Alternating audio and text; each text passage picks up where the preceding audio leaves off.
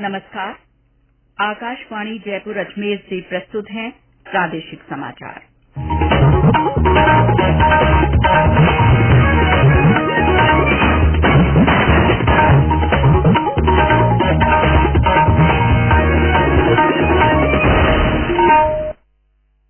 मुख्य समाचार। प्रधानमंत्री नरेंद्र मोदी ने कहा, अगले वित्तीय वर्ष के बजट में सबसे अधिक महत्व युवा वर्ग और उसके भविष्य को दिया गया।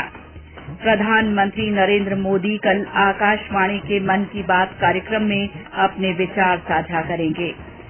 केंद्रीय कानून मंत्री किरेन रिजिजू ने कहा, सरकार देश में त्वरित न्याय प्रणाली विकसित करने के लिए लगातार काम कर रही है। तृतीय श्रेणी शिक्षक भर्ती परीक्षा को देखते हुए कई जिलों में दिन भर के लिए इंटरनेट सेवाएं बंद। गड़बड़ी करने वाले कई परीक्षार्थी पकड़े गए। और प्रदेश में तापमान में उतार चढ़ाव का सिलसिला जारी। मौसम विभाग का मंगलवार से अधिकतम तापमान 2 से 3 डिग्री बढ़ने का पूर्वानुमान।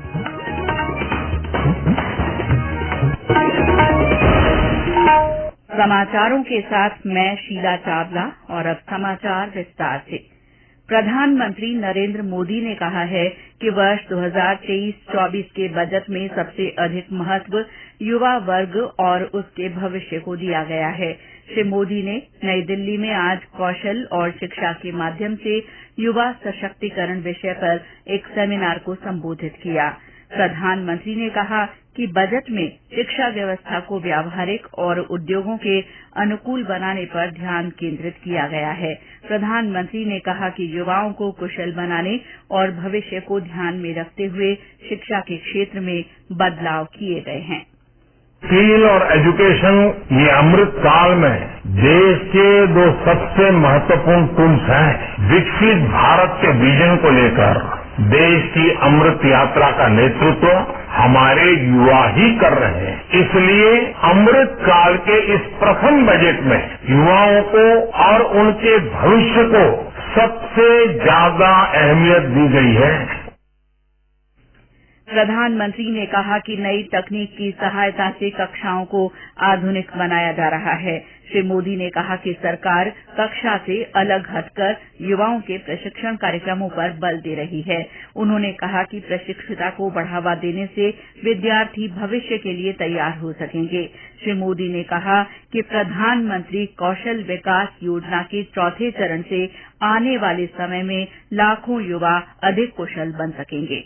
इस बजट में स्किलिंग पर बीते वर्षों के फोकस को हमने आगे बढ़ाया है। प्रधानमंत्री कौशल विकास योजना 4.0 आने वाले वर्षों में लाखों युवाओं को स्किल, रीस्किल और अपस्किल करेगी।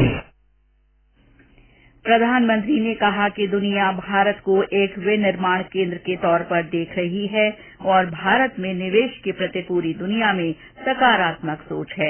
उन्होंने कहा कि ऐसी स्थिति में कुशल श्रम बल की उपयोगिता बढ़ेगी। प्रधानमंत्री नरेंद्र मोदी कल आकाशवाणी के मन की बात कार्यक्रम में अपने विचार साझा करेंगे। ये मासिक रेडियो कार्यक्रम की 98वीं कड़ी होगी। ये कार्यक्रम सुबह 11 बजे आकाशवाणी और दूरदर्शन के समूचे नेटवर्क पर प्रसारित किया जाएगा। साथ ही ये news on air app, Akashvani और दूरदर्शन समाचार तथा प्रधानमंत्री कार्यालय की वेबसाइट पर भी उपलब्ध होगा। केंद्रीय कानून मंत्री किरेन रिजिजू ने कहा है कि सरकार देश में डायनेमिक लीगल सिस्टम विकसित करने के लिए लगातार काम कर रही है। आज उदयपुर में विधि आयोग की ओर से आयोजित सम्मेलन का उद्घाटन करते हुए श्री रिजिजू ने कहा कि ऐसे पुराने कानून जो जनता पर बोझ हैं, सरकार उन्हें हटाने का काम कर रही है। 2014 के बाद से अब तक 1486 पुराने कानून हटाए जा चुके हैं। 1486 पुराने कानून हम ऑलरेडी हटा दिए गए हैं। 2014 से 2023 के बीच में, और अभी जो बजट सेशन चल रहे हैं, अभी तो ब्रेक चल रहा है, उसमें 67 न्यू जो हमने प्रपोजल डाला है, उसमें से पुराने कानूनों को हटाने का हमने पार्लियामेंट में अमेंडमेंट बिल लेके आए हैं। और कोई ऐसा कानून प्रावधान नहीं होना चाहिए जो गरीबों के लिए, आम आदमी को परेशानी दे। श्री रिजिजू ने कहा कि सरकार आर्थिक विकास के साथ पर्यावरण सुरक्षा के लिए भी विशेष काम कर रही है। उन्होंने कहा कि देश ने सतत विकास के लक्ष्यों को समय से पहले पूरा कर लिया है। उन्होंने कहा कि भारत ग्रीन एनर्जी बाजार का लीडर बन चुका है। केंद्रीय विधि मंत्री ने कहा कि स्वामी विवेकानंद ने कहा था कि 21वीं सदी भारत की सदी होगी और देश विश्व की शक्ति बनता जा रहा है। कानून मंत्री ने कहा कि देश में न्यायिक मामलों की संख्या को कम करने के लिए वर्चुअल कोर्ट शुरू किए जा रहे हैं और आने वाले समय में देश पेपरलेस न्याय प्रणाली की ओर अग्रसर हो रहा है। श्री रिजिजू ने कहा कि पर्यावरण संतुलन की परंपरा हमारे शास्त्रों में लिखी हुई है और शास्त्र को पढ़कर भी इस परंपरा का चुनौतियों से निर्माण किया जा सकता है। राज्यपाल कलराज मिश्र ने कहा है कि भारत को खाद्यान्न आपूर्ति में अग्रणी राष्ट्र बनाने में कृषि अनुसंधानों की महती भूमिका रही है। जलवायु परिवर्तन और खाद्यान्न आवश्यकता के अनुरूप कृषि विश्वविद्यालयों में लगातार अनुसंधान किए जा रहे हैं।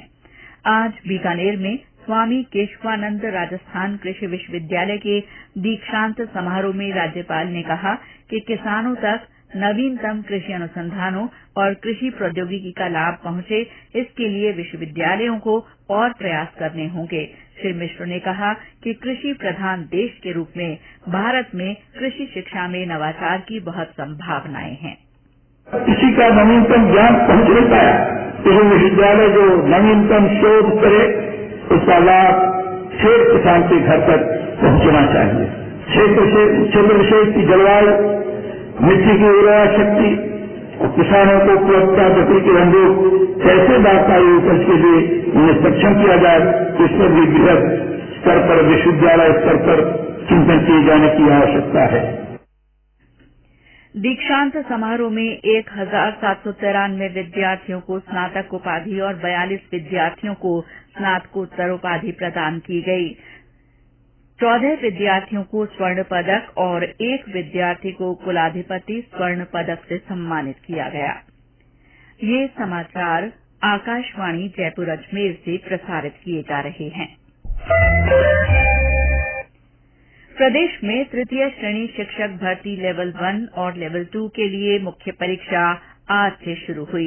ये परीक्षा 11 जिलों में 2 पारियों में हो रही है। प्रशासन ने पेपर लीक की आशंका को देखते हुए कई जिलों में आज और कल दिन भर के लिए मोबाइल इंटरनेट सेवाओं पर रोक लगा दी है। इन जिलों में जयपुर, जोधपुर, भरतपुर, कोटा, अजमेर, भीलवाड़ा, टोंक, श्रीगंगानगर और अलवर शामिल हैं। इसके कारण परीक्षार्थियों और आम जन को भारी परेशानी का सामना करना पड़ा। लाखों रुपए के लेन देन भी प्रभावित हुए हैं। पुलिस ने परीक्षा से पहले जोधपुर में पेपर हल करा रहे 5 आरोपियों और 29 अभ्यर्थियों को हिरासत में लिया है। हमारे संवाददाता ने बताया कि शहर के बनाड़ थाना क्षेत्र में एक मैरिज होम में आज सुबह पुलिस की कार्रवाई में ये लोग पकड़े गए। जोधपुर पुलिस कमिश्नर रविदत्त गौड़ ने पेपर लीक की खबरों का खंडन करते हुए कहा कि सुबह की पारी में हुए पेपर के 300 में से कोई भी प्रश्न मैरिज होम में हल कराए जा रहे प्रश्न पत्र से नहीं मिला। पुलिस के अनुसार ये ठगी का मामला है। इधर जयपुर में 2 डमी उम्मीदवार पकड़े जाने की भी सूचना है। भरतपुर में भी एक डमी परीक्षार्थी के पकड़े जाने के समाचार मिले हैं। सुबह की परीक्षा के लिए अभ्यर्थी 6 बजे से ही परीक्षा केंद्रों पर पहुंचना शुरू हो गए थे। सभी केंद्रों पर अभ्यर्थियों की कड़ी जांच की गई। राष्ट्रीय स्वयं सेवक संघ की ओर से डूंगरपुर जिले के भेमई गांव में 3 दिवसीय अखिल भारतीय ग्राम विकास और प्रभात ग्राम सम्मेलन आयोजित किया जा रहा है। सम्मेलन में राष्ट्रीय स्वयंसेवक संघ के सरसंघ चालक डॉक्टर मोहन भागवत ने ग्राम विकास, अपराध मुक्त और धूम्रपान मुक्त गांव को लेकर विचार रखे। विभिन्न चरणों में प्रशिक्षण कार्यक्रम आयोजित किए गए। सम्मेलन में आरएसएस के चयनित आदर्श गांव के प्रतिनिधि स्वयंसेवक हिस्सा ले रहे हैं। डॉक्टर भागवत कल सागवाड़ा में आयोजित कार्यक्रम में हिस्सा लेंगे। सांसद सुखबीर सिंह जौनापुरिया ने आज सवाई माधोपुर जिले के शेरपुर, खिलचीपुर, कुंडेरा, कुतलपुरा, रईथा, श्यामपुरा और भदलाव ग्राम पंचायतों में भामाशाह सम्मान समारोह सहित विभिन्न कार्यक्रमों में शिरकत की। इस दौरान उन्होंने जनसुनवाई भी की और ग्रामीणों की विभिन्न समस्याओं के समाधान के लिए मौके पर मौजूद संबंधित विभागों के अधिकारियों को निर्देश दिए।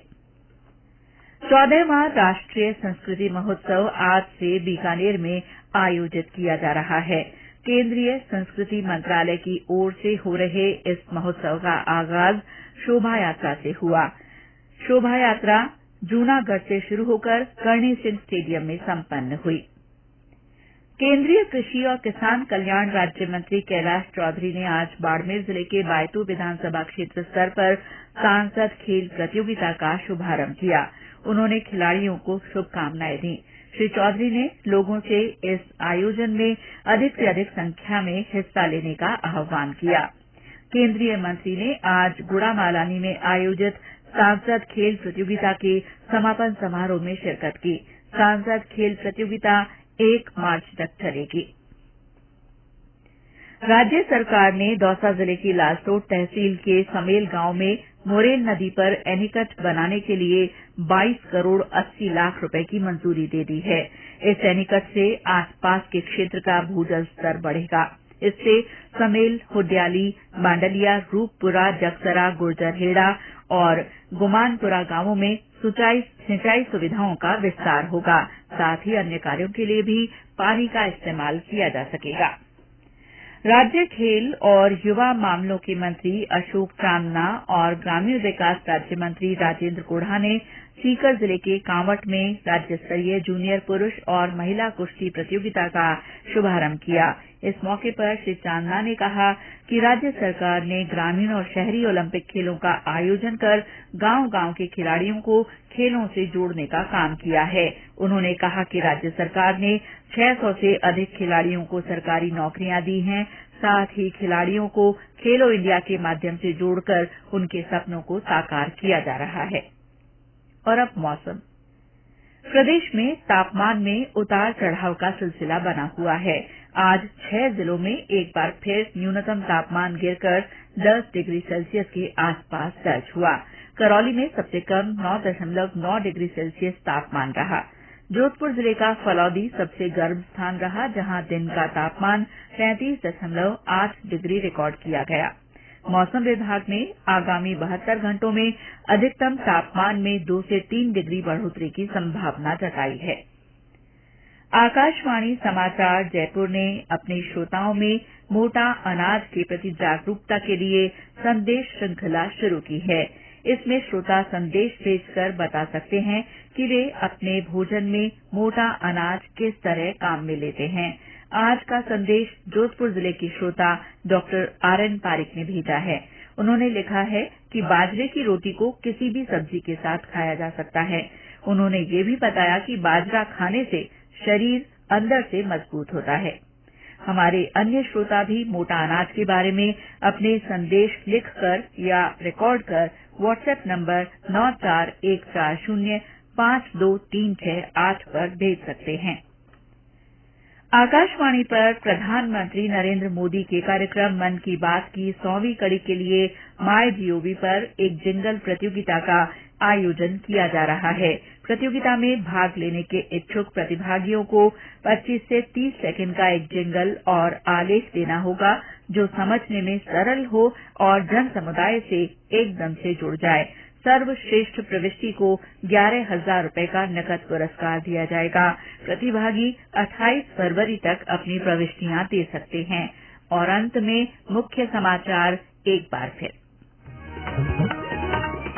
प्रधानमंत्री नरेंद्र मोदी ने कहा है कि अगले वित्तीय वर्ष के बजट में सबसे अधिक महत्व युवा वर्ग और उसके भविष्य को दिया गया है। प्रधानमंत्री कल आकाशवाणी के मन की बात कार्यक्रम में अपने विचार साझा करेंगे। केंद्रीय कानून मंत्री किरेन रिजिजू ने कहा है कि सरकार देश में त्वरित न्याय प्रणाली विकसित करने के लिए लगातार काम कर रही है। तृतीय श्रेणी शिक्षक भर्ती परीक्षा को देखते हुए कई जिलों में दिन भर के लिए इंटरनेट सेवाएं बंद की गईं। गड़बड़ी करने वाले कई परीक्षार्थी पकड़े गए। और प्रदेश में तापमान में उतार चढ़ाव का सिलसिला जारी है। मौसम विभाग ने मंगलवार से अधिकतम तापमान 2 से 3 डिग्री बढ़ने का पूर्वानुमान व्यक्त किया है। इसके साथ ही प्रादेशिक समाचार बुलेटिन समाप्त हुआ। नमस्कार।